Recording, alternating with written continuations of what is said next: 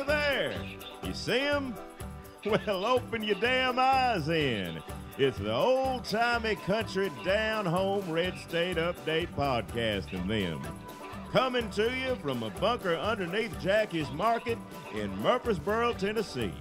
And here they are, both of them. Hey, it's Jackie Bros. Hey! Jackie. Yeah, I'm Dunlap. I know who you are. Yeah. I'm your good friend Dunlap. You're a old, grumpy, all right. Don't redneck start. hillbilly All who right. lives in Yeah, Murfreesboro, yeah, Tennessee, yeah. longtime conservative and recent never Trumper. Yeah. I still got a lick of sense in my damn head. Hates Trump. Yep. I'm Dunlap, his best friend, Well. his rock, Well, his island in the stream, no. his gambler, No. his coat of many colors. What do you? I'm just naming songs. No. I'm half in the bag. Half in the bag. You know what that sound means? Yeah.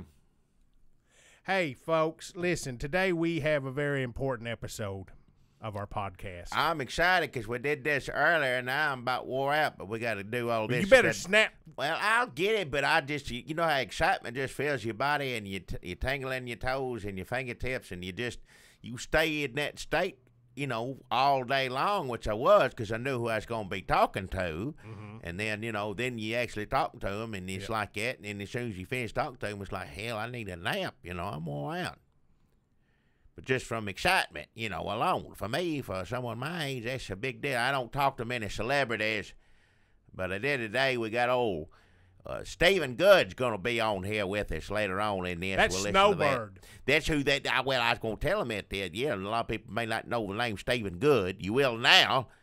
But Snowbird, that's about as big as a celebrity I as guess it is around these parts. Listen, it's a scandal here. If you're not from the Middle Tennessee area, you might not know that local Nashville affiliate, Channel 4, Don't even. WSMV. Now, so longtime damn listeners late. of this podcast know about Snowbird because we've mentioned Snowbird over and over on here. And We've Bill mentioned Hall, weatherman. Bill Hall, greatest weatherman, ever rest in was. peace. Yes, God bless the rest of the show.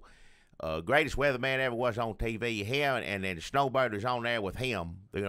Snowbird come on and tell children, you don't have to go to school today. It's too cold, or the ice on the road, or whatever it is. And that's that's why kids love Snowbird. He tells them, you ain't going to school, so you get up in the It's morning. one of the reasons. Yeah, there's lots of reasons. But him and Bill Hall, when they do a little funny bit, him talking that puppet. First off, weatherman talking to a penguin's funny, and that's just funny right there. What in the hell? Yeah. What'd he say? Yeah. How'd you get in here? Well, who let this, penguin in there or something like that? It's been a while since I haven't I've seen them all, but I also remember Bill Hall to start off going like, well, sorry, kids, looks like y'all got to go to school today. He'd laugh real mean. Snowbird come in. Not so fast, Bill Hall. Yeah, show him up. But that's cute for children, but I'm telling you, as an adult watching that over the years, Right. that's just as funny to me as anybody. That's as funny as old Abby Costello, Burt Reynolds, Dom DeLuise, Burt Reynolds, Jerry Reed, Burt Reynolds, Charles Durning. All those, it's as good as any of those. Them two together, you get Bill Hall, you get a Snowbird. Now Snowbird's great on his own Who because else Lord is knows he had Burt to get we Reynolds lost. good with? Huh? Who else is Burt Reynolds good with? I feel like you named about half of them. And Jim Neighbor. Yeah. Yeah. Jackie, well, it's kind of. Jack And Elam. Sally Field, I wouldn't say. Maybe. Sally Field did a lot Would of that with count him. as a team, though? Well, they was just them two, and they had other people too. But yeah, it was about them. Yeah. What about in Gator? What's his name in Gator? What's his name? Well, that's old Jack Weston. Yeah, Jack Weston and heavy Burt set Reynolds. man. That's Yeah, pretty good. he's pretty good. I liked him with Charles Durning. When they got Charles Durning, I like that better. He kind of replaced Weston. With Charles And Durning. then, but Dom DeLuise was the fat one he slapped. That's probably the best if you're going to that's the best if you want him and a fat person. If you could find him and Charles Durning, which there's a few out there, I think you got 2 fat people, but he just slaps, you know. Listen, if I could go back and live my dream of being a Hollywood movie producer in 1979 and all that comes with that, I would make my second $1 million by walking into the studio gates and kicking them open and say, "Take me to the head of the studio." And they would say, "Right this way, Mr. Dunlap." And I'd walk into the office and they'd say, "How many of these drugs you want?" And I'd say, "All of them. But hold on a second. Wait. First, I'm going to give you this idea. And that idea is Burt Reynolds and 9 fat people." That's too many. That's too many. Now, I've thought about this. It's the perfect amount. Well, Dom DeLuise would be the best one. Mm-hmm. I don't know who else. Durning, Weston, James Coco. Oh, yeah, James. I remember him years ago. Yeah. Did he ever slap him? I don't remember if he slapped him or not. He would in this movie. Well, Durning, DeLuise, Weston, James Coco. Yeah. Who else?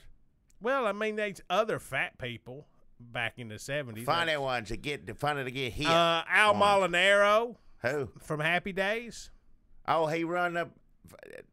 It was Al's and then it was whose after that? It was two different men. It was Arnold's and then it was Al's. Arnold's and Al's. Yeah. Okay. Yeah, Al was a fat one. Yeah. He slapped him, yeah.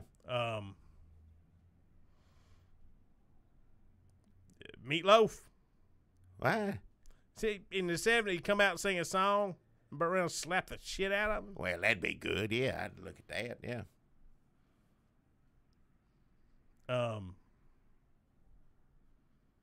Yeah. That's Paul Williams fat. He little. No, he ain't fat. He little. He's kind of chubby, though. But he's short and stocky. It don't make you. No, he ain't fat. Fat-faced. He ain't fat. He too little to be fat.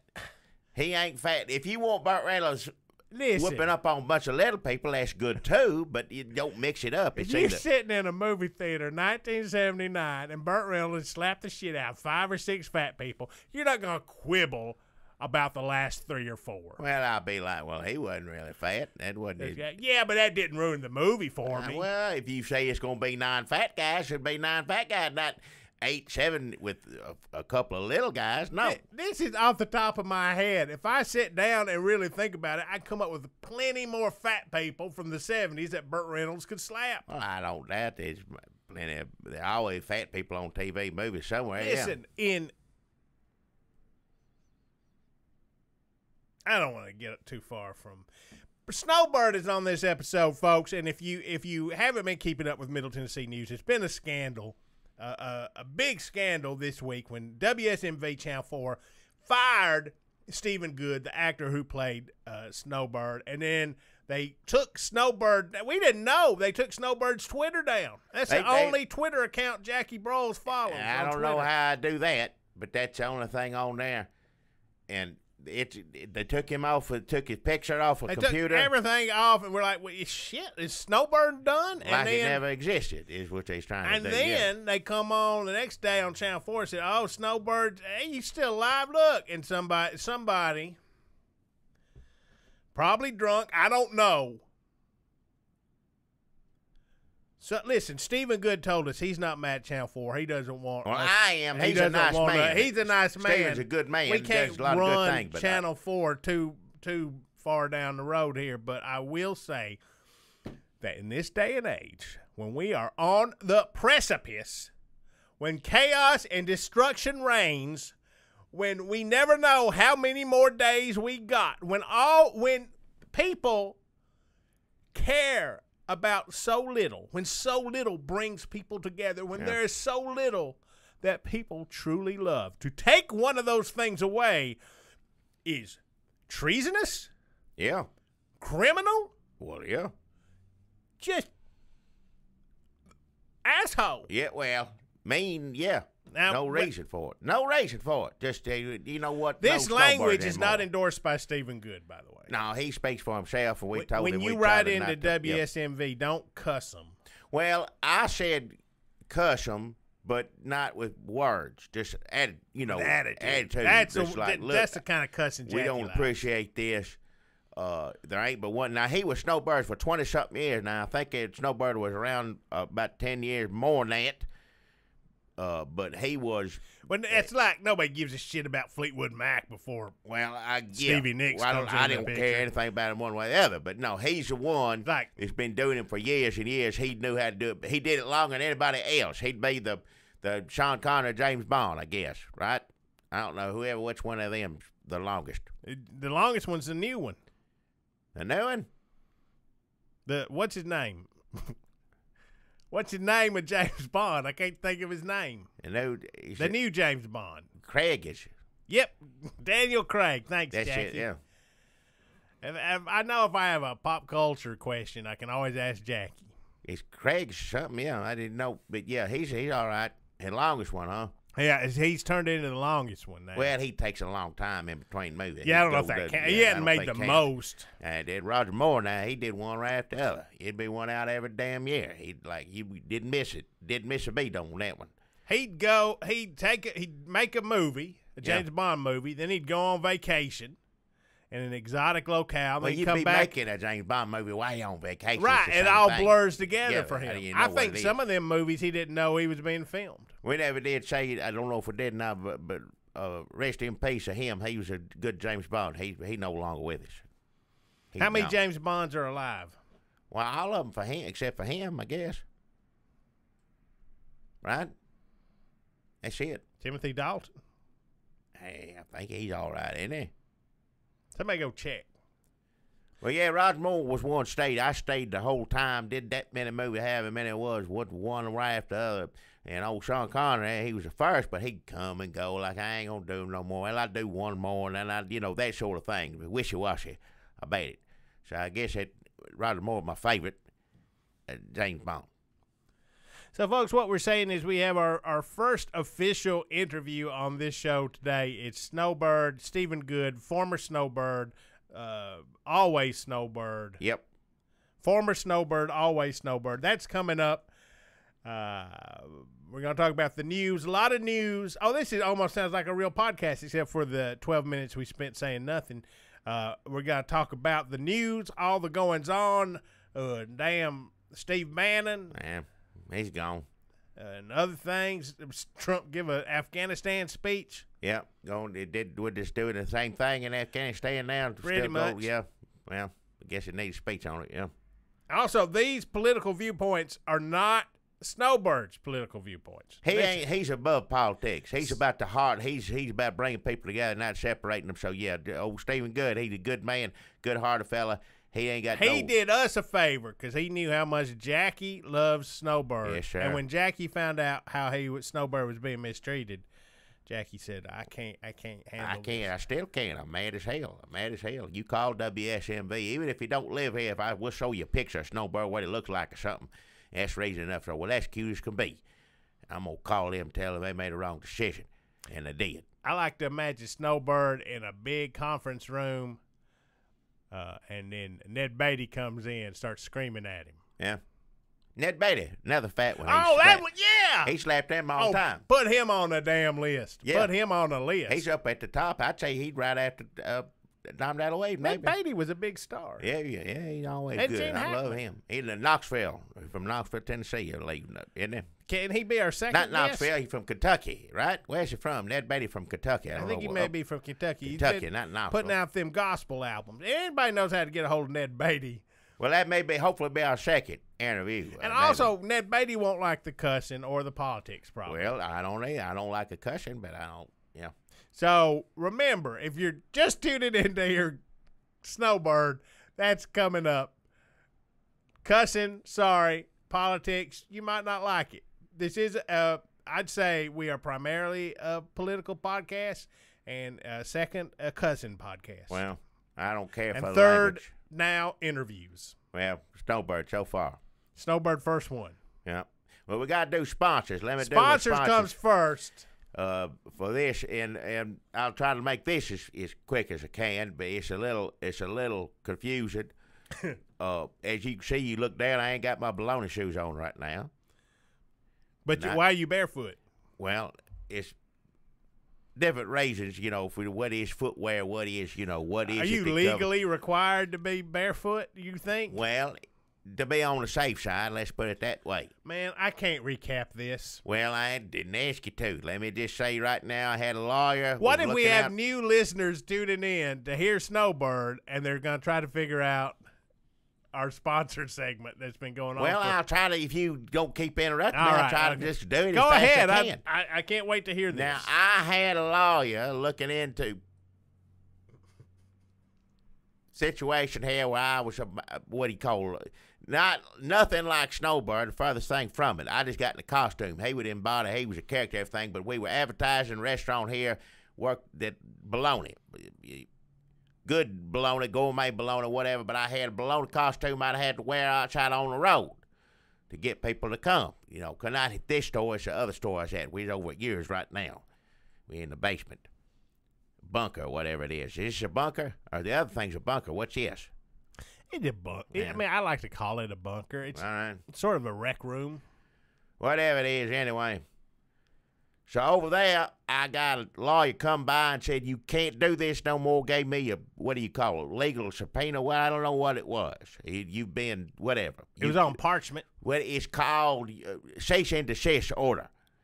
Because it was based on a character about some, it's famous cabbage and a Christian vegetable, something around here for the children to learn about gospels. We're going to bring in a new character called Joshua Baloney. And I didn't know anything about this. All I'm doing is work for somebody else trying to advertise their thing, and they get mad at me. Said, you go be show up in court, you take that outfit off. So I said, well, if a lawyer gives it to me, I must do that. So I took it off. But then, who I was working for currently, Tom Cruise Kenny, at Pinky Peglet's, that's who I work for, but works a bologna store. He says, well, how come you ain't got your bologna outfit on? I said, well, I showed him a cease and desist. He said, I don't care about any of that. I'll give you 8 of those if you don't put your suit back on, get to work. And sure enough, I got a lawyer come talk to me that way. So you got to put it on. So I needed some help, and I didn't have any. And the only one that was there for me was Skanky Boot Pepper. That was pretty good. I think that kind of makes sense. I mean, you didn't go too far down the rabbit hole. You stuck to the facts. What else? I ain't gonna sit here and make stuff up. I gotta tell people what. It'd be ridiculous. What you want to know what's going on? I'll tell you. Now, Skanky Boot Pepper, before this gets too out of hand, let me tell you now, he was known around here. He was semi-retired at the time, but he was looking to do something else, and he was known, at least in Tennessee, Alabama, and the state of Utah, as far as we know, he was the oldest living lawyer. Definitely in those states, and more than likely for the whole country. And that's how I was told to introduce him, and he was interested in practicing law again. Now, he's in the home, granted. You can go there and see him. If you got some legal matters, he's still practicing, but he's, they have to look after him, he can't. Certain things, his mind's all there. He's fine as lawyer, his mind is there. Well, it was. Because unfortunately, it looked like he had a stroke the other night. Oh, no. And the reason, I hate to say this, but one of the reasons I think he probably did is because of this recent lawsuit. So when I come on here and said go see Skanky Boot Pepper at the old folks' home, if you need some legal advice, because he's still practicing, and I mentioned that he happened to be the oldest living lawyer, Tennessee, Alabama, Utah, probably the whole country, but turns out, I guess somebody, whether he was or wasn't, somebody definitely said he wasn't. This was this lawyer, Alan O'Day, who said he was the real oldest living lawyer. And when we say Alan O'Day, just to clarify, we're not talking about the singer-songwriter of Undercover Angel. I don't even know what that is. A top 40 hit from 1977. Well, you got the same name? Is that, I don't... Yeah, they have the same name. This ain't, they ain't, but the singer ain't got nothing to worry about because this one's dead now. Well, I think the singer also is dead. Well, he definitely ain't got nothing to worry about then. But now, so Alan Well, O'Day, we don't know how he lived his life. Well, that ain't got I don't know how the lawyer, Alan O'Day, lived his life either, but ain't nothing. I'm just saying, I don't know how things went at the judgment desk. That ain't got nothing to do with, listen. You wrote Undercover Angel? That could go either way. If I were, who does the judging? St. Peter? He decides whether you go through the gates. Yeah. Does Jesus have any input on that at all, or do they just leave I that up? think he has the complete confidence in Jesus if he's got the job. I think that's why he's there, St. Peter. Well, let me tell you, if I were St. Peter and Alan O'Day You showed just up, give him the book. Jesus and God filled the book out. oh, So all he's got to do is He say, just- "Let me see your name in the book." If your name's in the book, you so fine. he just said, "Give me, I need to see some ID." Well, Looks yeah. you up, flips a few pages. Like, oh, you made it or you didn't? Well, I tell you what, if I were St. Peter and Alan O'Day come up to me, I said, "Undercover angel," and he'd say, "Yes, sir," and I'd say, I'm not even going to turn this page. You're in. Like, well, what if I'm not supposed? I said, I'll handle that. I don't know. Because you wrote Undercover Angel. Well, he's an angel. I guess that'd be popular up there. Oh, of course. Any angel song. Well, you don't hear about them. They don't get to be undercover spies or police or something. Well, if that's what the song's about, I don't know. I think it's just about having sex in the All 70s. right, I don't want to hear about it. That's fine. That would be on 8-track repeat in my movie producer mansion. Well, I wish the most. I hope both Alan O'Days, the ones that wrote songs and the one that was the oldest lawyer, I hope both of them are fine with St. Peter. You said it. Rest, well, he may have been mad at me, but I didn't have anything to do with anybody's age and whatnot. So I was in a situation where one person told me I had to wear those baloney shoes. That was enough to wear to get by without both of them me getting in trouble both ways. And right now, well, not right now, but right before this, I was in a bit of a pickle, I guess, because I'd lost my lawyer to a stroke, or, he's not able to, we don't know about his mind yet. We're going to see if he recovers, and God willing, he will. He's so old, how can you even tell if he had a stroke? I ain't the nurse. I don't know. I ain't the doctor. I don't know the first thing about it. But could you, when you went to talk to him, could you tell any difference? Well, I couldn't, but that ain't my job to do that. I don't know. I ain't a doctor, So anyway, he needs time to recover, I guess, and we wish him the best. How much time does he need? 'Cause I don't know if it's coming. Don't start. I don't know. Well, we wish him the best either way, whatever it is. Alan O'Day, we wish his family the best and know the grieving. He's gone, even though he was trying to sue me. I understand that's not personal, that's just business, but if you're the oldest, good for you, you gone. So it left me in a bit of a situation, like I said, and I don't have any legal representation. I didn't at the time, and I want to announce I do now. This is your sponsor? This is my sponsor, too. Because you know what? There's a lot of people I told to go see Skanky, and now it ain't worth it. If you want to go see him, then do it. But if you need legal advice, that's not the first place I tell you to go right now. But if you want to go just to be nice, if you have kindness in your heart and go visit him, then please, by all means, go down there and see him. He's lonesome. I know that. We all lonesome. Well, Skanky book, but anyhow, as far as legal advice, but here's good legal advice, and I tell you, I like this young man here, and it's a bit of a, world works in funny ways, doesn't it? Isn't it funny how things happen? I was sitting there I was having legal counsel with the oldest lawyer in 3 states, possibly the country, then got sued by a lawyer who claimed to be the oldest lawyer, and now I'm represented by Daniel Fern. Now, get this, he is the youngest lawyer that we know of, at least in the Tennessee, in the southeast area. David Fern, youngest lawyer, my lawyer, been great helping me out right now. Wait, is it David Fern or Daniel Fern? It's David Fern, isn't it? I think the first time you said Daniel Fern. Daniel Fern? That maybe that's his daddy. That could be. It's either David or Daniel. It's one of the two. David or Daniel Fern. Well, how many of those going to be? And also him being the youngest one. You so ain't gonna just miss look him. up Fern, youngest lawyer. D. Fern. D. Fern. How old is he? He's 34 years old. That's the youngest lawyer? Well, it says on the cop real, like parentheses, youngest real lawyer. There's people out. A lot of people run out there and say, I'm a lawyer, there's a lawyer, But wait, so that's maybe a legal term, real? Well, what is that? So D. Fern, you don't know his first David name. or Daniel, it's David or Daniel, D. Fern. 34 ain't the youngest nothing. Youngest real lawyer it is in the southeast area. Yes, it is. And he's been wonderful. As you can see, right now I'm getting my feet, getting air on them. I don't have that hot baloney shoes on. Don't have no costume on at the moment. I can, put slippers on from here to the car, but other than that, and that's for medical reasons.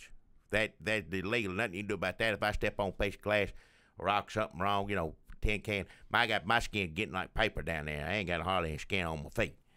So for legal reasons, I have to wear slippers, protective footwear, as I say, from here to the car, wherever I'm going. But other than that, I'll take it. It's better than having them hot baloney shoes on. So I want to thank David Fern. I appreciate that. That's my sponsor, David Fern, the youngest real lawyer in the Mid-South area, Southeast fair area. Maybe Daniel. Daniel or David is D. Fern, youngest real lawyer. So go see him for your legal advice, anything you need. I highly recommend. Like I said, I'm already sitting in the catbird seat as far as I'm concerned, as this situation was. I'm doing a lot better now. I'll take it. So when I want to thank Daniel Fern for that. So if you need to get out of a jam, he's a fella to talk to. Whether you got it on your feet, your arms, or wherever it is, you won't get it off, go talk to D. Fern.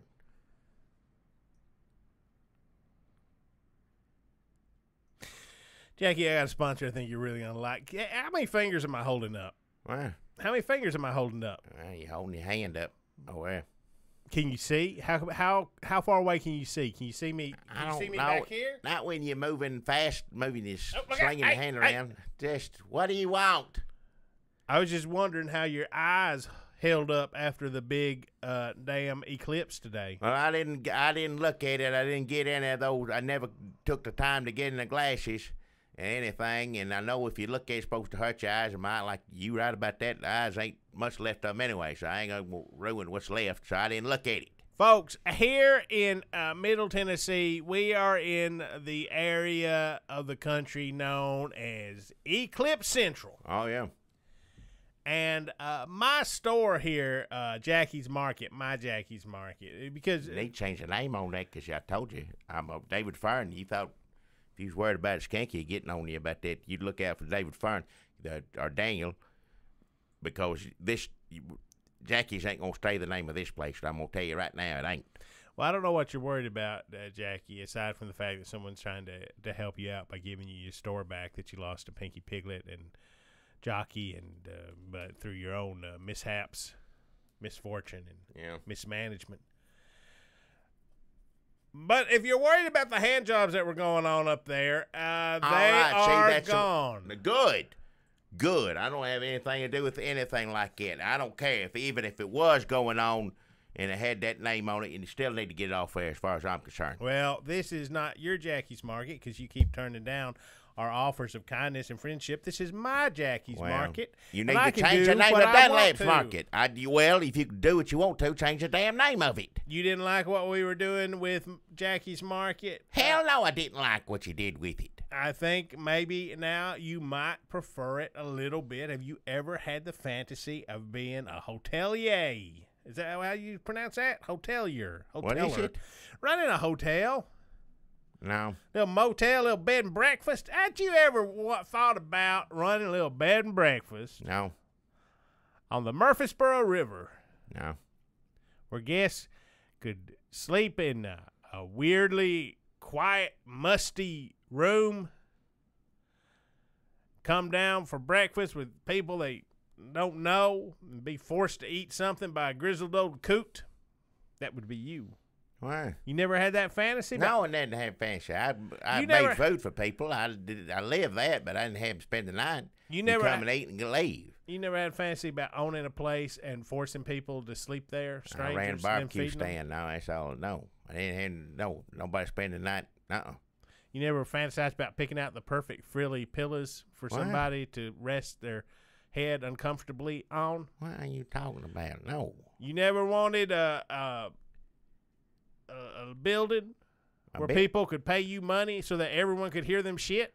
All right, shut your mouth. I don't know what you're talking about. I don't want to know.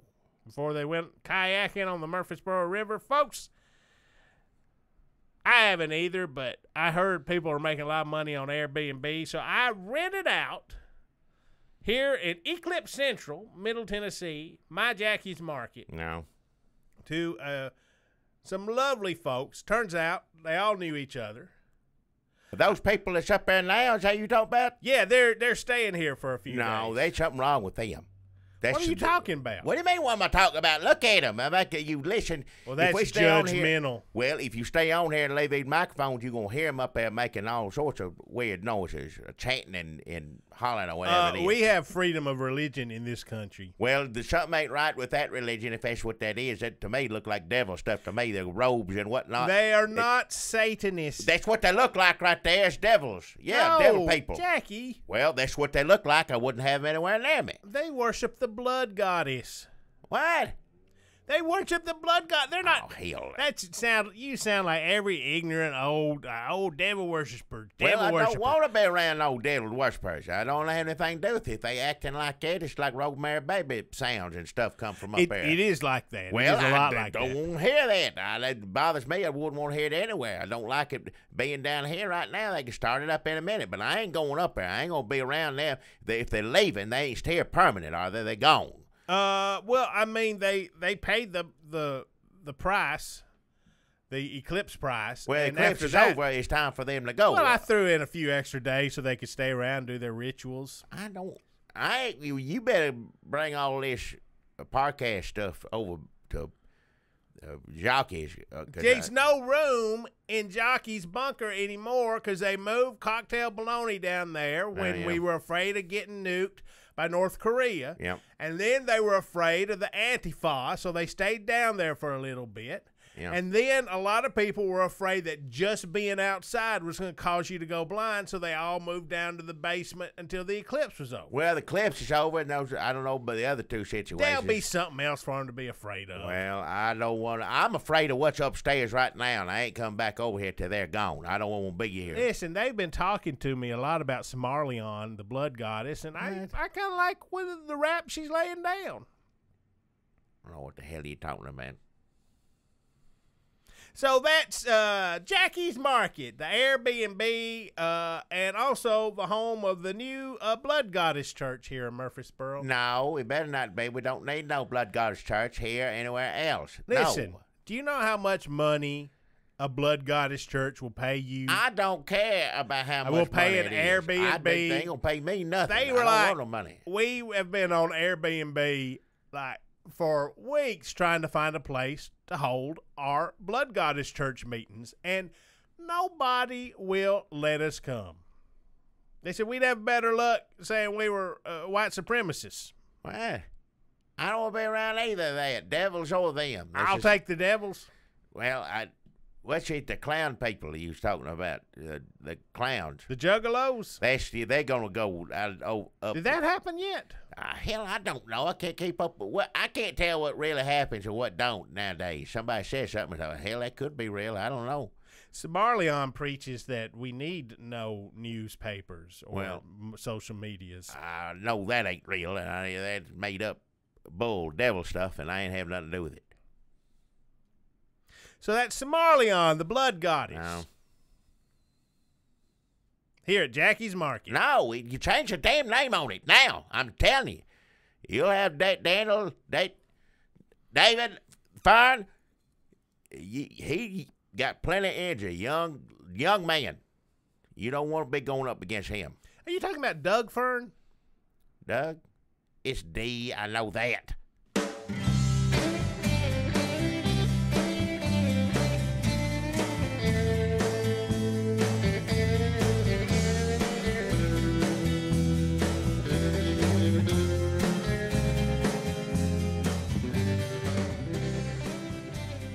Snowbird coming up. We have our first interview with Stephen Good, a.k.a. former Snowbird, coming up. Maybe by the time this goes up, he's been reinstated as Snowbird, and WSMV has come back to their senses. That's what we hope, yeah. So if you're tuning in for the Snowbird interview and you made it through the sponsors, this is the politics section of the Red State Update podcast. Go, keep going forward. Get through this. Then that's when Snowbird comes. At the end. At the end Save of the the podcast. best for last, yeah. That's right, yeah. Well, because if somebody's like, I want to hear Snowbird, I don't know who these two people are, then they're going to listen to Snowbird and go, that was great. And then they're going to turn this off. Yeah. They'll never know about sponsors or news. Well, if it ain't interesting to everybody, that's for sure. It's not for everybody. No, Nope. It's not. Steve Bannon. Oh, yeah, he's gone. Is that good or bad? It depends on how you look at it. As usual, most everything Trump, the White House, or president, forgive my language as I've come to start calling him president, dumbass. And Jackie doesn't like to cuss. I don't, and that's strong words for me, but he's earned it as far as I'm concerned. But anything usually bad, whatever happens, is that good or bad? It's always going to lean toward the bad side. Now, the day he left, which they've been talking about for a while, he ain't gonna be around long. You wait and see. But the day he left, a few hours after he was announced he was gone, he right back at Breitbart. So he going right back to work where it was. Now, is he worse off there? Is he worse off in the White House? I don't know. He took all the most intimate secrets of our government and the inner workings of the White House. Yep. Did he have security clearance? Yeah, well, remember that him and McMaster got upset over that. But yes, he did for the longest time. When he got in there wasn't nothing he couldn't look at. When they started getting a few semi-intelligent people near the president, that's when they started, he don't get no, security clearance. He wanted to run, what is it, Homeland Security stuff, remember? So now he's running Breitbart back over there. Is he running it, or is he just like a figurehead? I think, he went back to work, so who knows what we're going to do over there. And people don't know, is he going to help President Dumbass? Is he not going to help President Dumbass? He's going to go against him, stand up against him? What's going to happen? Yeah, hell, we don't know. Probably a little bit of both. He's going to be wearing shorts again. I hope we don't have to look at him. Didn't see him much anyway where it was. I don't know if he knows. He's smart enough to know that. People don't want to look at him. They won't get mad at what he says or whatever. It gets people riled up, but he knows nobody wants to look at him. I don't like to body shame, but he is somebody who needs to cover up more than he needs to shed clothes. He looked like one of them, the monster babies you showed me, grown up. Hey, Garbage Pail Kids? Yeah. Yeah, what it is, yeah. He's somebody when he starts to roll their shirt sleeves up, people go, no, no, no.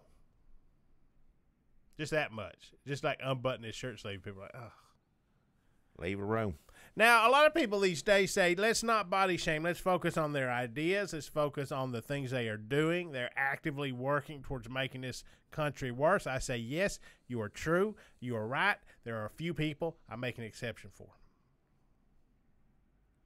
How did he have a security clearance and look at all those important papers? Because I figured the acid from his fingertips would eat right through them.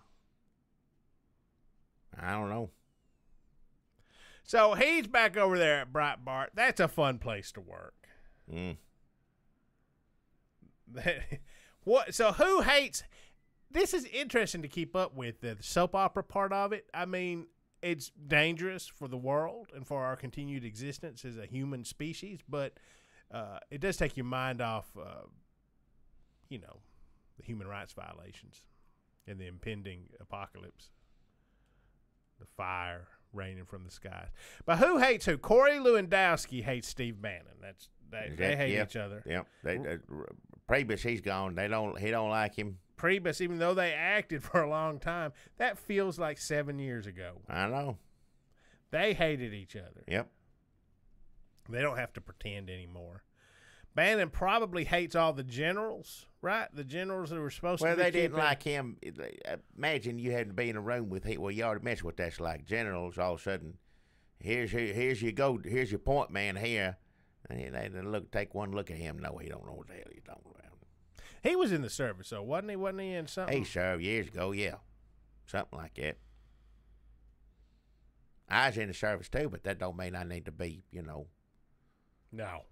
Head of the Homeland Security, whatever the hell it is. Yeah. What was he doing? What was his job? And nobody knows what the hell his job was. His job was to help, dumbass president win. I guess he did that. I don't know what he's good for now. Stephen Miller is still in the White House. He has other connections. So he come from damn Jeff Sessions. That weasel. Steve Miller come from Sessions? I think he I didn't know that. clerked for Sessions. He came up with Sessions. So he's got other connections in the White House, too. Now, where Gorka come from? Fuck knows. Yeah. He's still there. Now, Stephen Miller, I think, could probably fend for himself. If I were Gorka, I'd be a little worried. I'd be hoping they do start a Breitbart News Network because that's the only place Gorka's going to land. Yeah. I hope Gorka might do good with a Huckabee type show. Where Can he play bass or sing a song? I hope so. He should be learning. Yeah. He should be learning to play an instrument, and he should be calling up that skateboarding dog. Yeah. Say what you will of Huckabee and awful things he said, but he made for a nice television host. You know, that was a good show for a while there. After that show went away, he got worse. Yeah, I put him back on TV, please. Let me say, give people an inoffensive Ellen-style afternoon talk show on Fox, and we would have a much better Twitter. If you got the Gorka Show, Steve, ! Steve Miller. You got a few other, Kelly.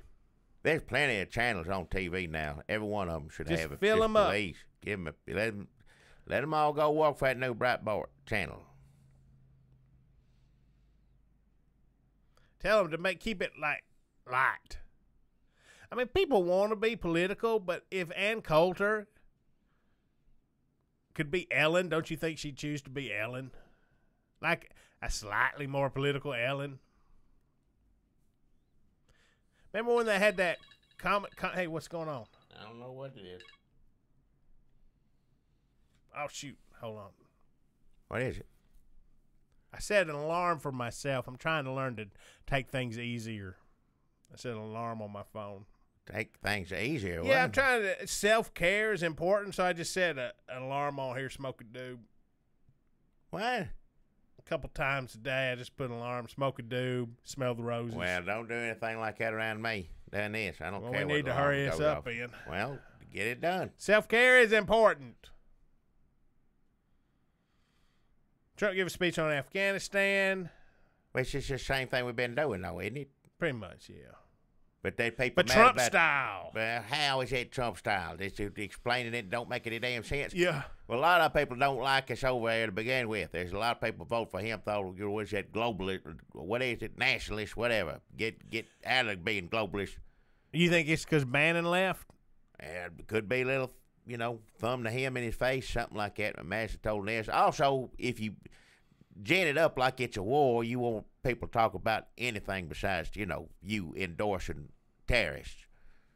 Or you being sympathetic to the Klan and Nazis. So any war you can get going or anything that sounds remotely like that. Because, he got, I remember Lindsey Graham saying mean things about president there for a while, like there ain't no call for this. Yeah, you got to. Yeah. And then as soon as he said, I'm going to throw some money and more men over in Afghanistan, which has we done anything over there? What have we done over there? Unclear. But yeah, now Lindsey Graham says he's proud of the president. Well, yeah, that didn't take him long. Flip around. So I'm not sure exactly what they're going to do. I think that they're going to. Oh shoot! Another alarm's going off here. What is it? All right, I said another alarm. Smoke another dude. Just, I don't want to hear about it. It's important. Self-care is important. Wow. Jackie. What?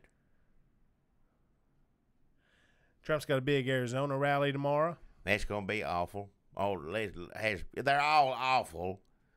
But this one, after the recent events, has a possibility of being a lot worse. If all these Republican people out there, that's what I don't understand, and let's give hand to who deserves it. And our senator here, Corker, Tennessee, had a few choice words toward Trump that inadequate and not able to, or whatever they call it, and they were right. So whatever trouble I had with Corker in the past, good for him. Glad he came out and said something. But let's just say right now that a lot of these folks, well, pretty much didn't say much anything except, that's bad. What, what did they say? Not much. No. That's bad. But Corker come out and said it. But all those people that didn't say nothing, what do you think's going to happen tomorrow night? You going to wait till after that? How long do you wait? It's just going to get worse and worse every time he runs his mouth. And people always accuse those rallies of being, that's a Klan rally. And I never said this. People say that's not. No, it ain't necessarily that. Now, I don't know. Now when it has those, I don't know, people have called to say that.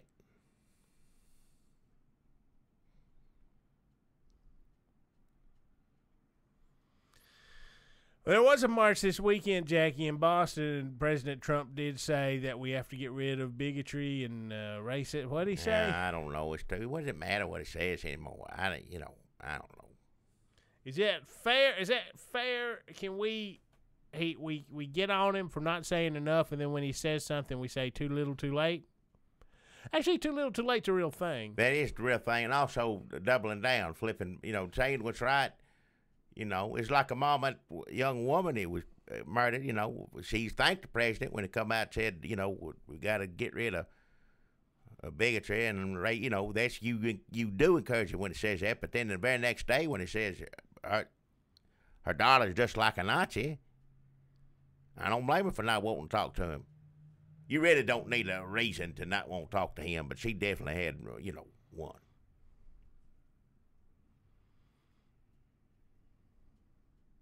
Trump looked up during the eclipse. That was a funny picture. Yeah. You can hear somebody screaming at him, don't look, don't, that. Probably went over that 20 damn times before they walked outside. At least he didn't praise Nazis as he looked up. Well. Like he didn't give a Hitler salute to the eclipse. They doing a little good with him, I guess, then, yeah.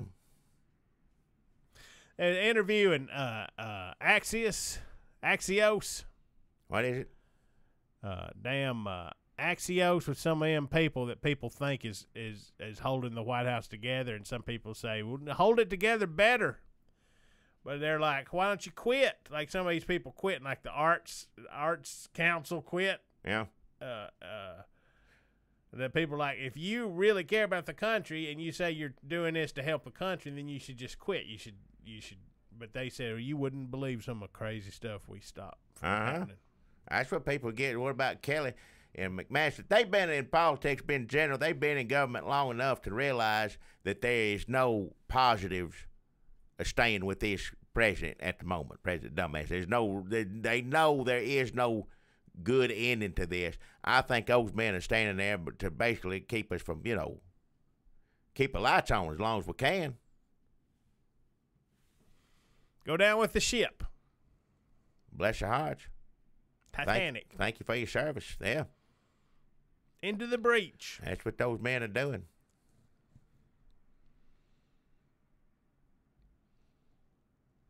And they're the only people he don't yell back at, holler at. He don't raise his voice to Kelly, I bet, does he?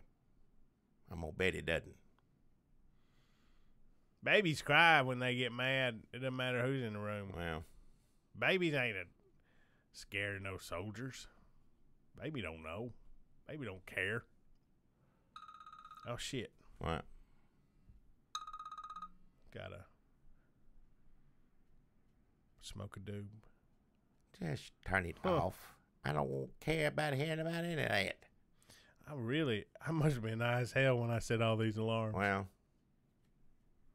I can't smoke that many doobs in that short a time. I mean, there's self-care and then there's self-indulgence. Well. Folks, we got Snowbird coming up. Did you want to talk about Trump polls? It's hard to figure out what these polls mean. It sounds like his approval rating is going down, but he's holding the base. Well, that's all he cares about. That's all. That's what that's what got everybody scared to death. As long as he got those people, that's all that matters. I mean, that's the reason he couldn't say anything bad about. If he come out and said something, that's the thing that don't make any sense on his end. Because if you come out and said Nazis are awful every time, they still vote for you. They ain't gonna go anywhere. You ain't got to worry about holding on to the Nazis and the Klansmen. They're voting for Trump, no matter what. So that's the way people used to think. Yeah. I can run them down. Bush could come out and say, I hate damn David Duke. George H.W. Bush come at David Duke is horrible. Yeah. Get him out of here. Yeah. I repudiate you. Yeah. And they're like, well, we ain't going to vote for damn Clinton. Although some of them did vote for Clinton. Probably. Yeah. They learned their lesson, though. They did, yeah. We all did. I think Nazis and Klan members have a lot of lessons yet to be learned. They didn't vote for Dukakis. Well, that's common sense there. I don't think any Klansman voted for Dukakis. Probably not, no. But Trump, he can come out and disavow it. He can do whatever, but it don't make it difference. He ain't going to do it. Do Klansmen vote even? I mean, they throw their support behind candidates. They get emboldened. Well, a lot of them criminals and can't vote, I'm guessing. There's a percentage, a lot of these folks who, I mean, they are. I don't mean they're not trying to cast aspersions on Nazis or Klan, but a lot of them got tattooed, they've been criminals in and out of jail a whole life. So most of them, I'm guessing a lot of them can't vote if they wanted to.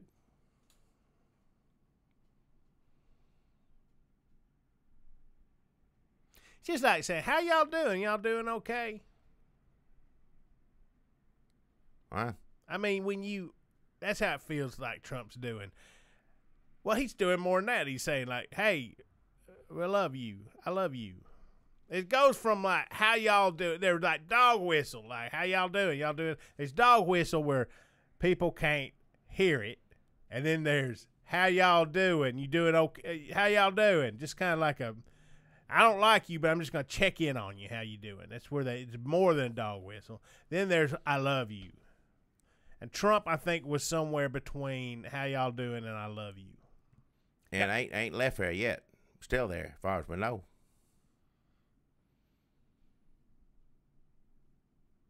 Like David Duke is saying I love you to Trump. Oh, yeah. And Trump is saying, he's not saying I love you back. But he's saying, oh, that was an interesting thing you said to me. Yeah. Who is David Duke? He won't say David Duke's name. No. Don't know who he is, man. Yeah. He keeps taking the Valentines.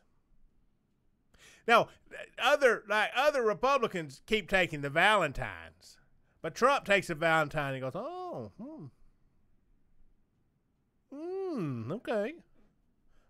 okay. And then he maybe puts it in his chest pocket. Okay. He hadn't said, I love you back. He pretty much has. Yep. Yeah, screw it. That whole thing, that was wasted 5 minutes. So let's talk to Snowbird. Well, we'll talk Snowbird here in a minute. Yep. Let's get him on here. Are you ready to talk to him now? I think so. You got anything else you want to talk about? Can't wait for this rally tomorrow night. I don't want to talk about that. Hopefully, we won't be back here doing this again in 2 days because something awful happened. But more than likely, I hope it's awful enough to get us to talk about it, but not awful enough for us to avoid talking about it. If he just comes out and says a bunch of terrible things, and we're like, see, I knew he was racist. I just hope nobody gets hurt. That's the main thing, yeah. Nothing gets inflamed. He just comes out and he's an idiot and he says all the wrong things. Come on, him unscripted on the stage. This is going to be terrible. Yep. Oh, man. Still got a chance before it happens tomorrow night, Republicans. You can man up and say, don't have nothing to do with him, or you can wait till another train wreck, see what you said. But again, they're smart. It's already wearing all people like, oh, yeah, he likes Nazis. That's where we're at now. That lasted for a weekend. We were outraged at that. He likes Nazis. We got a good plan for Afghanistan. Yeah, that's it. Yeah, he made. Yeah. So of course he likes Nazis, but look, if we follow these plans here, we'll be fine. And then here comes damn. I'm gonna pardon Arpaio. He starts pardoning. Pardoning people is a bad sign. Well, I don't think you should do that. Worst person to pardon if right I off. were going to give Even Trump if it was advice, somebody, if it was worth pardoning, and Trump called me, and if there was a reason to pardon me, I'd say don't do it, because I wouldn't want him anything to do with him letting me out of jail, because that's the end of it for you, whether you supposed to be in there or not. Bad sign when Trump starts handing out pardons. But obviously, they don't care about optics in the Trump administration. Why would they? Could you say this is the start of Trump administration 2.0? Part 2? I hope the hell not. When I say part 2, that's like out of 30. And that's like in the next year and a half. Yeah. We'll see what before happens. he resigns. Folks, people, it's Dunlap here, and I ain't never seen Jackie this excited except for that time when we thought we were going to get to see Fred Thompson, but he blew us off. Well, we got to see Fred Thompson's brother, but that was, that's all that could happen here. But this is the real deal. This ain't no relative on this episode. We got the real deal.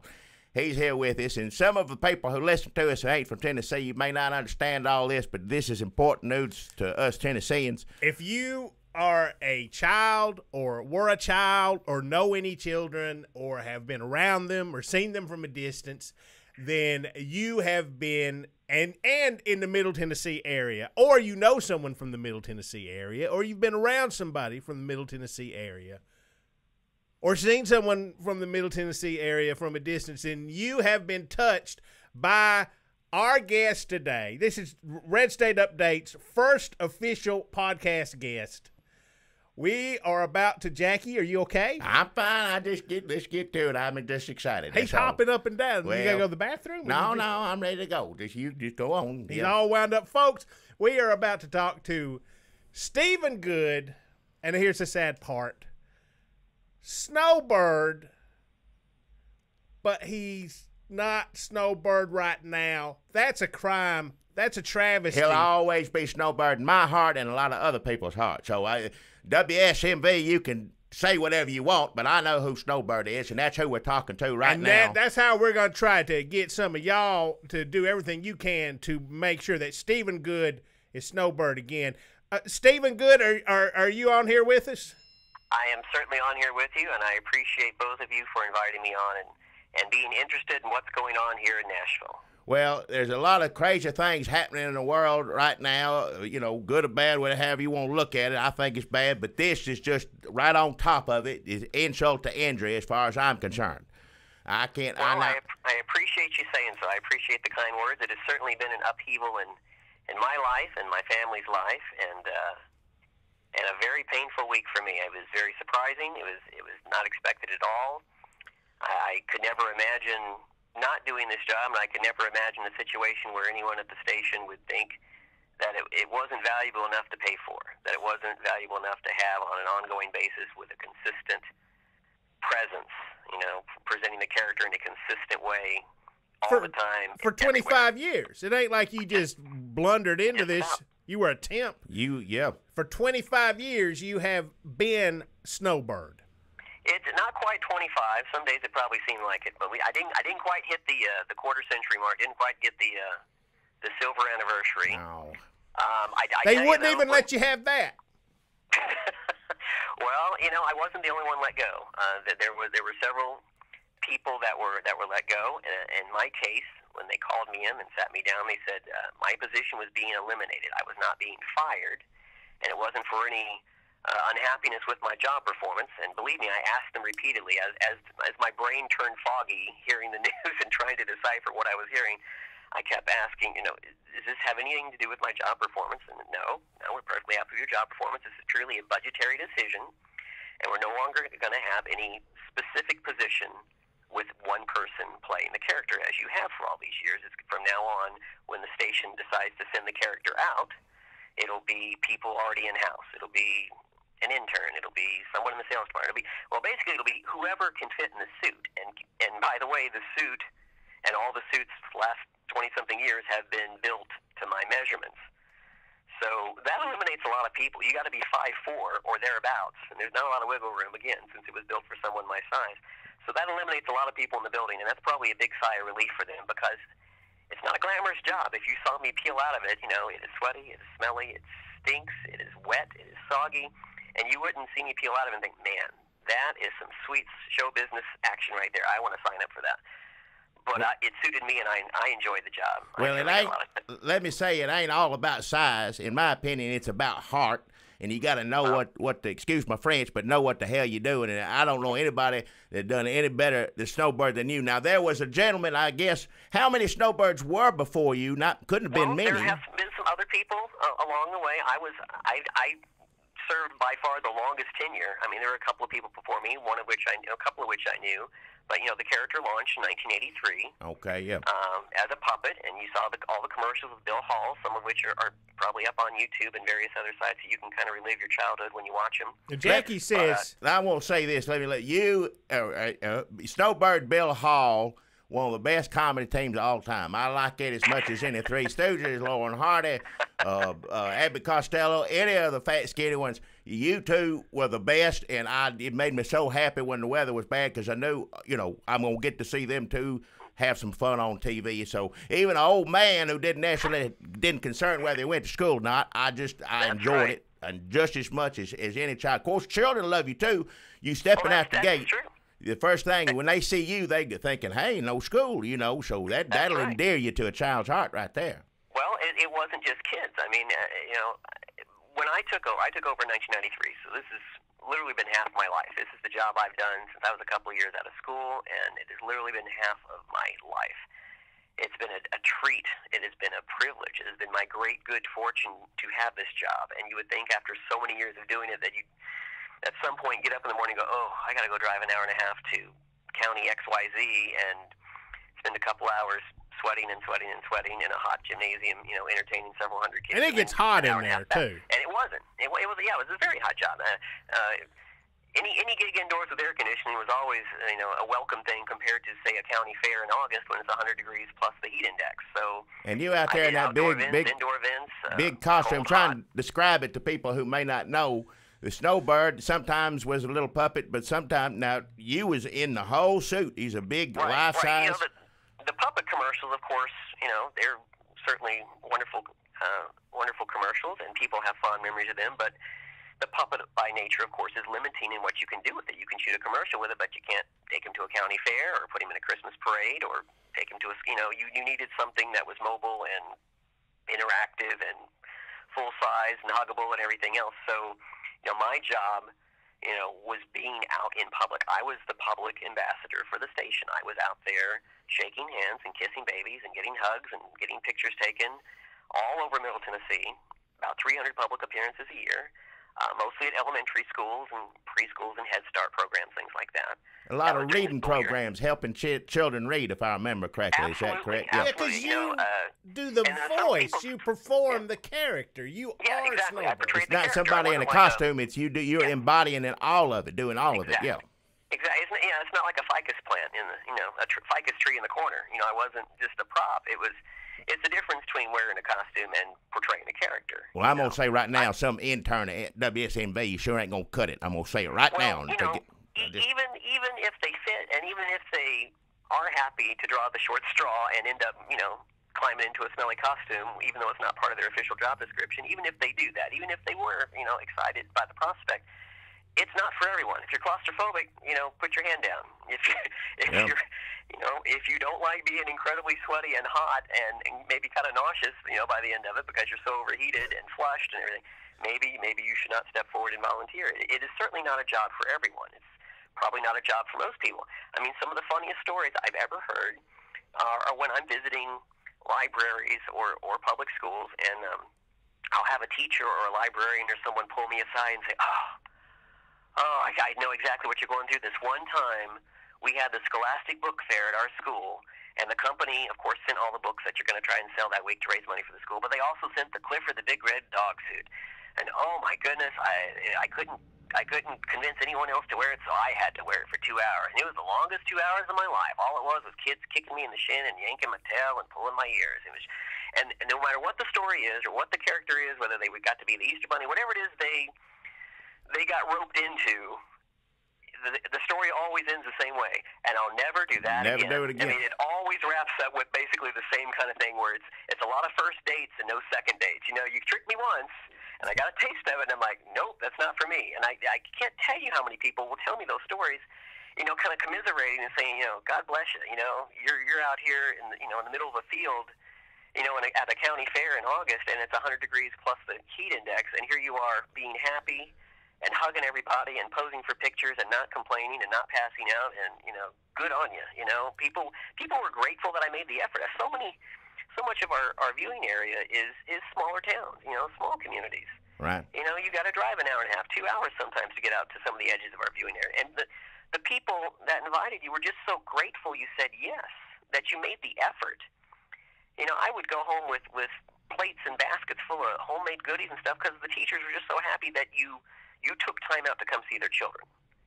You know, you could be anywhere in Middle Tennessee. You could be at a big giant school with hundreds and hundreds of people, but you came to the small elementary school and you made their day. And I have teachers come up to me at events as me.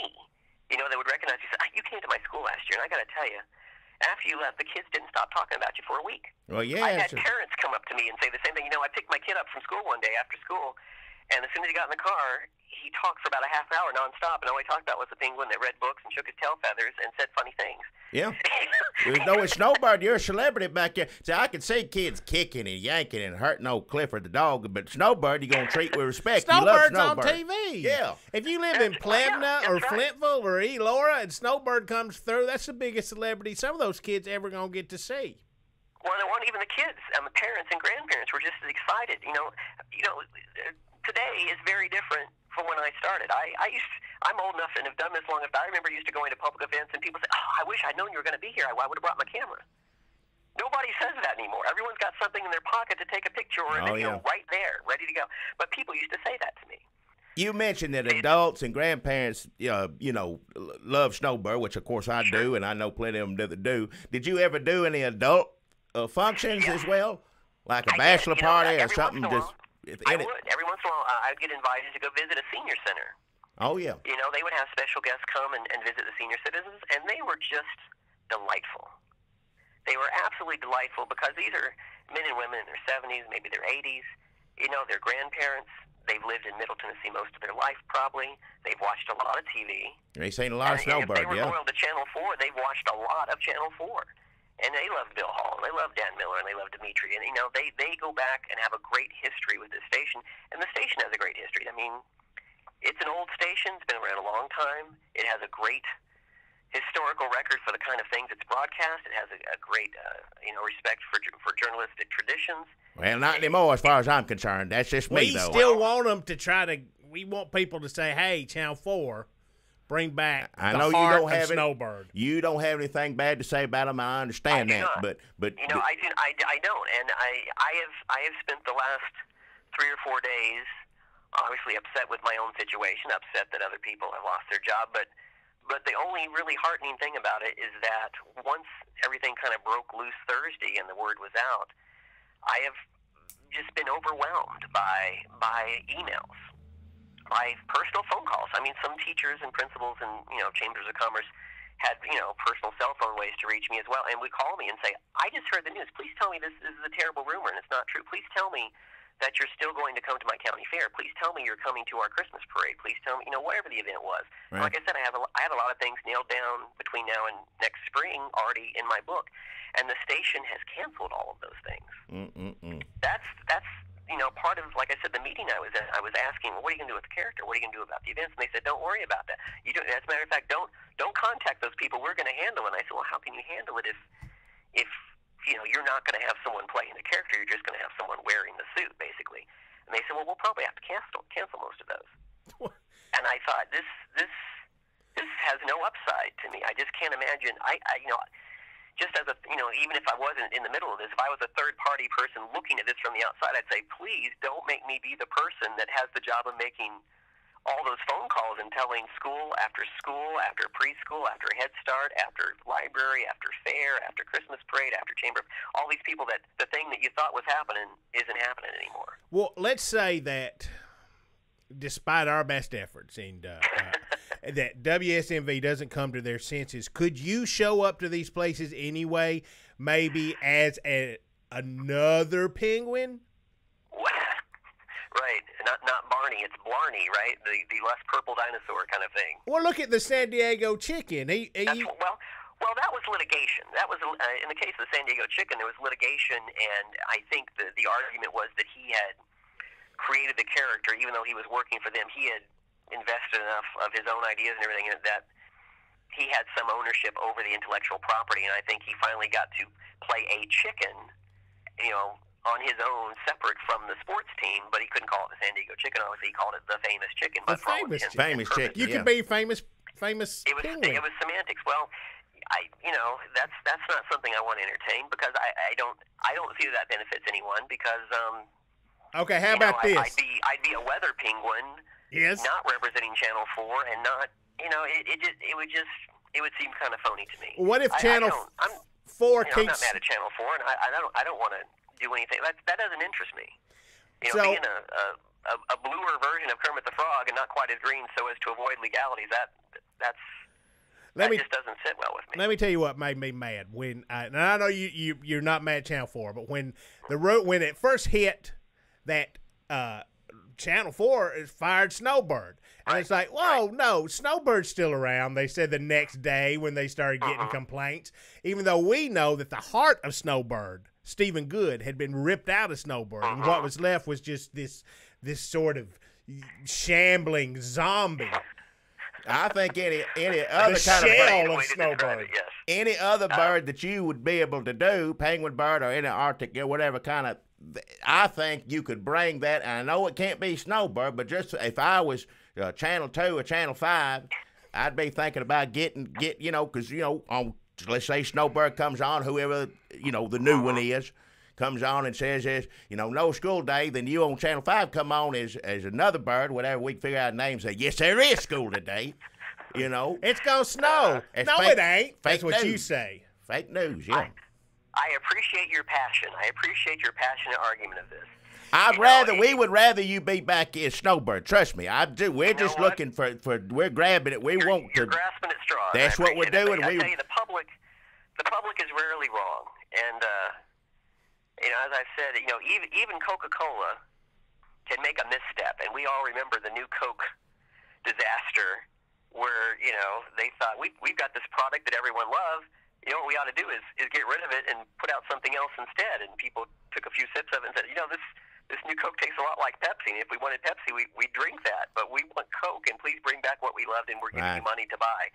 And what did the company? I mean, I'm sure there's a lot of ego in being an executive and being someone who makes decisions. I'm sure there's a lot of that.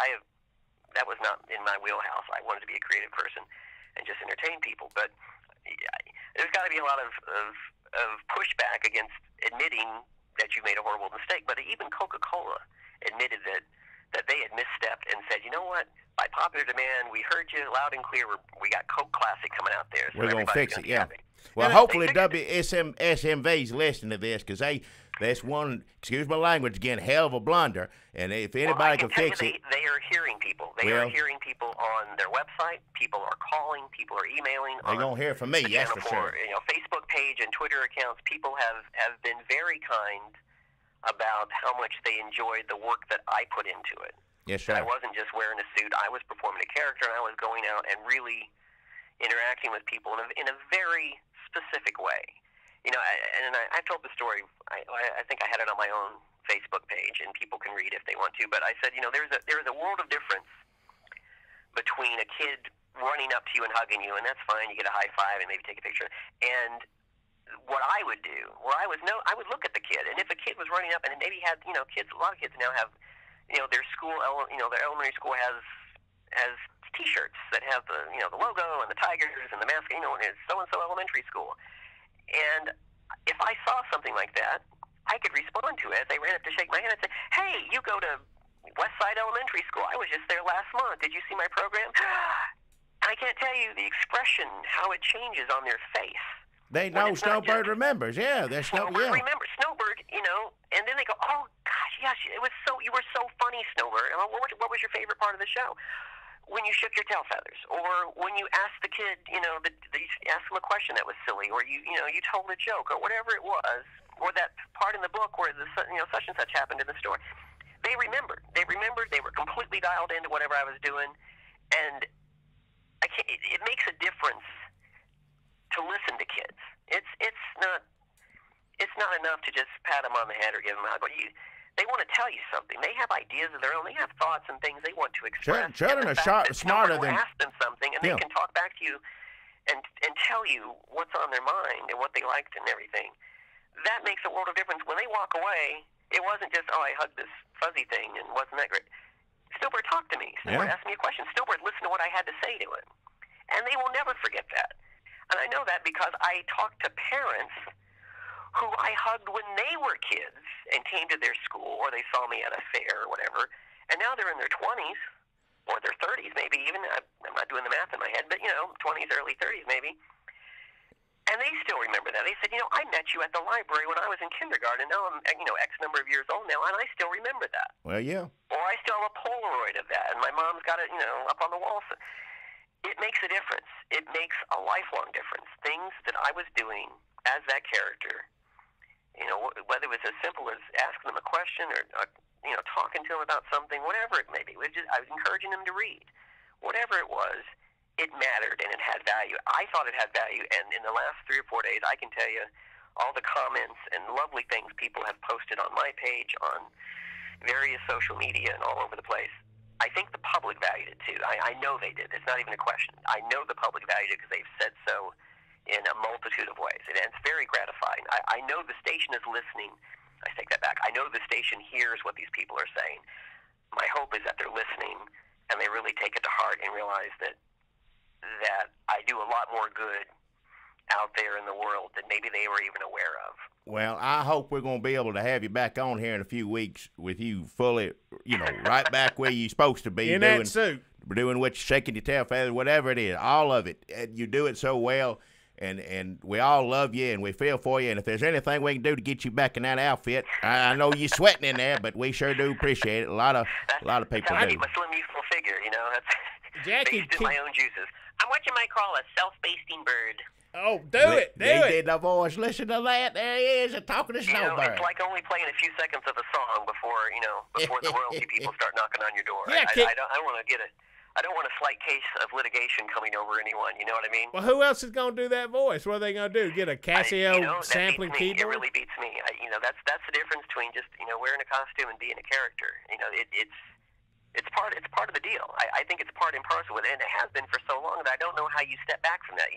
Once you've established a character that talks and interacts and jokes and sings and whatever he does, to dial that back so far and make it so much less than it was, I don't see the upside. I don't see the monetary upside. I don't see the community upside. I don't see the benefit for anyone. And I'm not just talking about my own personal employment status. I mean the communities that we serve. And that's what TV stations are supposed to do. Yeah. I'm not a lawyer. I don't have a journalism degree or anything, but I think part of the FCC licensing requirements is that when you get a license to run a TV station or a radio station for that matter, that you serve the public trust. And I felt like I was doing good things in our viewing area. I was making the world a little better than I found it. Well, you were. I wasn't doing anything earth-shattering, but to the people I visited and the communities I got to go to, they liked it. They thought it had value, and they told me so. They keep telling me so. I'm sure when I get off here, the interview with you, I'll go back to my computer screen and I'll have a half dozen more people that I need to respond to in some way. Well, TV stations, they need to do more than just report on car wrecks and sell advertising. They need to. Well, that is a very good point, and I wish I knew the person's name. It's been many years ago, and at this point, my brain has turned to applesauce on some things that I wish I had better memories of. But one time I was in a small town, and they'd had a run of bad luck where the town square catches fire, and there's a terrible car wreck. And was that here in Murfreesboro? Was that in Hazard County? It wasn't in Murfreesboro, but it's one. It could be a lot of towns. Where, I was just curious. Yeah. You get it's not happening kind now. Of a run of bad luck, and it's not just our station, but any station.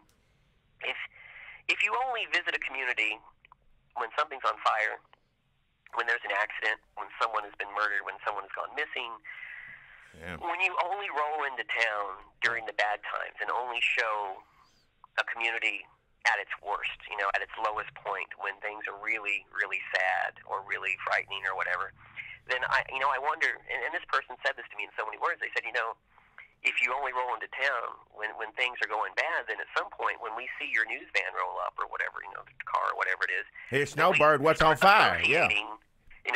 What happened now? Who died?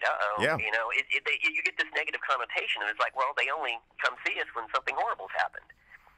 And I think I was a good balancing act to that, When Snowbird rolled into town, nothing bad was happening. Right. I was going to a library to have some fun and read to some kids and encourage them to develop good reading habits. And same way with elementary schools, they would have me there to kick off the book fair or the Dr. Seuss's birthday celebration. They have something in February every year in March called Read Across America, where schools everywhere are trying to get guest readers to come in, whether it's the police chief or the fire chief or a doctor or any kind of person in the community that kids might look up to and say, wow, that's kind of cool that he does that. Take some time, come in and read some books to the kids, encourage them to have good reading habits. And I didn't always do that. I mean, that wasn't something that was happening. The station wasn't sending the bird out to do that when I took over. But some schools I'd visit, and I started listening to teachers, and I would hear them talk about their jobs. I'd ask them questions. I'm pretty curious about things. And what I took away from a lot of my conversations is that teachers spend about the first month of the new school year every year having to reteach the concepts that kids have lost, the skills they've lost over the summer. When they stop reading, they stop doing math, whatever it is, if their brains are not really engaged in stuff, they kind of backslide. And so the poor teachers spend the first month or so of the new school year trying to make up all the ground they lost from the previous year because over the summer they stopped doing things. And so, public libraries try to kind of step in and fill that gap and start doing summer reading programs to have some kind of programming going on to get the kids off their couch, away from Nintendo or whatever, get them in the library, sit down, whether it's somebody from the zoo bringing some animals or a magician or some kind of science experiments, whatever they're doing to attract the kids to get them in the building. Because you know what? You can't get books into kids' hands if you don't get them in the door. That's the great trick of the library. Is like you got to get them in the building first before you can get some kind of book in their hand that interests them. And so I started doing a lot of library visits in the summer, and it kept the bird busy, kept him out in the public during the summer months when maybe he otherwise wouldn't be. And I took that lesson from the teachers and thought, well, that's something that may keep the kids' brains engaged, so maybe they're not having to do so much of that the following year. So they can, start tackling new things faster and not, kind of waste so much time going over old ground. So, it wasn't, a huge life-changing event, but I took that and thought, that's something I could do that might help a little bit. I mean, sometimes it's nibbling around the edges, but you feel like you're making a little bit of a difference. And I was very proud of that. I'm very proud of the work I've done. And I hope that the powers that be hear the value that it has. And maybe they weren't aware of it before. Cause you know how corporate America works. Sometimes decisions are made so many steps away from the vantage point where they could see the effects of it. The front lines of what happens if I do this. Well, unintended consequences. I had no idea by doing this that Right. all this would happen. And so I think there's some of that to it. Like I don't say anything bad about the station or the company. I do, and I know I shouldn't, but I do. I'm mad in hell, and if I wanted to, and I know you would never say to do this. I'm not saying you would, because I know you're a better man than I am. You're a good fella. But if I wanted to call someone at SMV and just cuss them. No, don't cuss him. You're trying to get him his Well, job. that's what I meant. What you should do, folks, insult. people, if you're listening to this, what you should do is call, and as Stephen has just reminded you about all the things that he has done in this community and to help kids and to read and to make people forget about the fires. That if anybody listening to this who loves Snowbird or who has kids who love Snowbird or has seen kids who love Snowbird, get on Twitter, get on Facebook, call up WSMV, don't cuss them. I mean, how much are you talking about cussing them? Talk sternly. Talk sternly. I meant anger, cussing. I don't use bad language. Try not to, but I'm mad. When I'm mad. You should sing. When I told him, there's holes all lit down here in this bunker. Well, I was upset. I got mad when I heard it. Kicking holes and punching holes. Well, it's easy to get you guys riled up, isn't it? It's easy to get you riled up. Nowadays, You get a bee in your bonnet.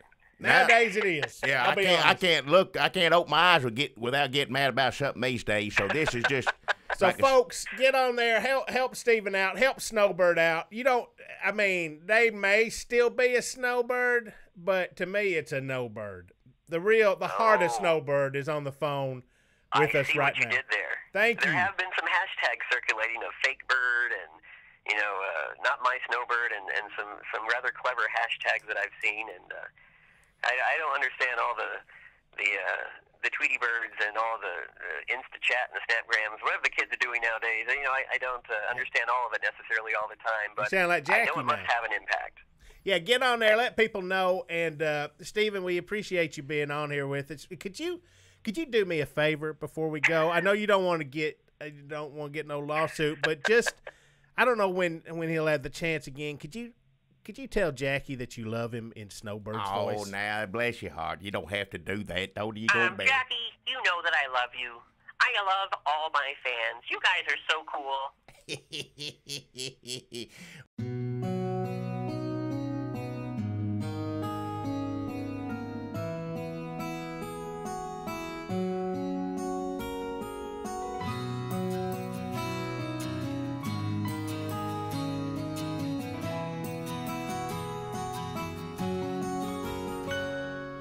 Now's the time that we both have to go. Our podcast come out really great, we know. Our time is at an end, so until we meet again, we'll just have to say goodbye, friend. Saying bye-bye always brings us down. But our bags are packed and we have to leave town. A postcard to you we will send.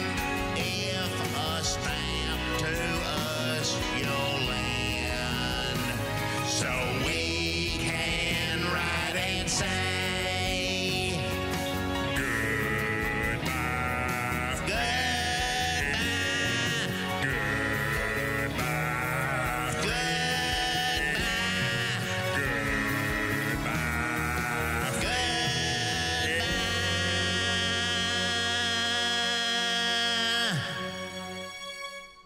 Well, I hope everything turns out good for Snowbird. That was pretty good podcast. Our first interview. How you think that went?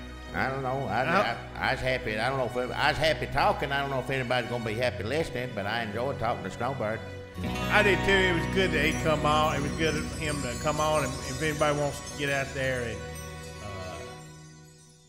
I'm on cbnnews.com, Jackie. If anybody wants to get out there and help Snowbird get his job back, you should. It means a lot to me and Jackie. Yeah, sure, yeah.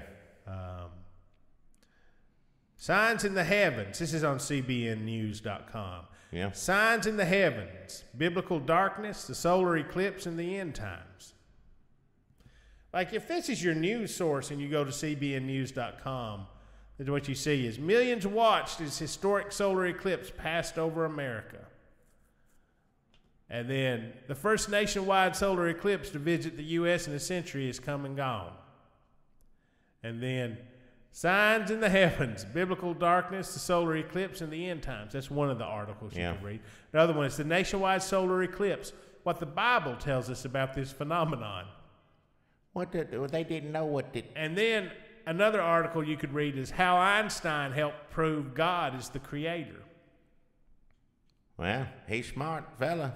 And then when we see the face of God, why the solar eclipse is a God-shaped shadow of eternity. I bet you'd need special glasses to look at God's face. I'll tell you that right now. They don't know where you get them. Oh, they've got, here's a 16-year Afghanistan war. President will unveil new plan. So they got some Afghanistan coverage on here. Oh, this is a good article, too. Sometimes I just like to go to cbnnews.com and look at the front page. This is good. Chick-Fil-A stays closed on Sundays in new Atlanta stadium. Well, that's the days they kill the chickens, isn't it? Yeah. Yeah. They're closed on Sundays. Every Sunday. Always been closed on Sunday. That's That's when they kill the chickens. Yeah.